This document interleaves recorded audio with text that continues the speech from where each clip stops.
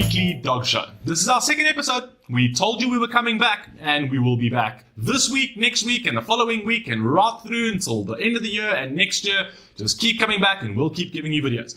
And for all of you who have watched our first episode and followed us on our social media pages, I would like to say a huge thank you. We really appreciate your support. The response has been absolutely fantastic, and we could never keep a show like this going without you. So once again, thank you, thank you, thank you.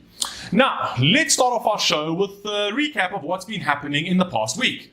And it's actually been pretty quiet. No real major stories, not that I can think of. There may have been one or two.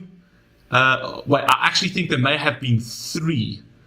Yes, there definitely has been three. Right, the first one is the government's willingness to spend 32 million rand on a KZN Prime Minister's official residence. Number two is Cyril Ramaphosa, our vice president, possibly getting fired. And then obviously the third one, which everybody knows and it's getting a bit old, is Zuma reshuffling his cabinet yet again. I think for the 11th or the 12th or the 13th time. I'm actually not sure. I've lost count. Right, let's begin with the upgrades to the PM's residence in KZN. The government is allegedly putting aside 32 million rand for upgrades to his official residence. So far, government has spent 1.7 million rand of taxpayers' money, which went towards the following upgrades. A single bathroom that costs just over 500,000 rand. Holy shit! Or at least we hope it is, because for that sort of money, what you would expect is holy shit. A swimming pool which cost 1 million rand, which I'm sure is reasonable due to the fact that this may very well be a fire pool, and those seem to be quite popular now.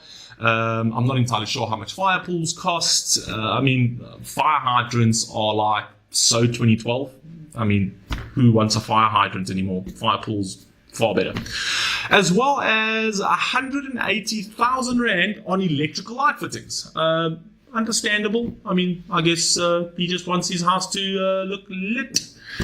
Right, moving on. This is obviously just the beginning, and you can rest assured that there is a lot more in the pipeline, because if history has anything to do with it, government likes to spend on officials' houses, and these costs can range anything between, I think, 27 million and 240 million rand. I'm not entirely sure who spent the 240 million rand. I don't know. It can't come to me right now. We'll talk about it later.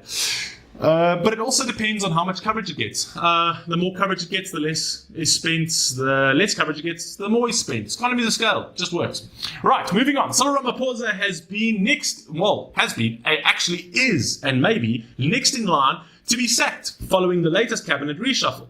And if you're asking yourself why, I think just think about it like this. Ramaphosa is now that funny Tetris piece that kind of throws the game off, and it doesn't really fit anywhere, whereby you struggle to get that piece in to complicate the line, and time's running out, and this funny little Ramaphosa piece is coming down faster and faster and faster, and you don't really know how to deal with it, so you actually just smash the game and throw it away and say, right, we don't have work, so we don't need him.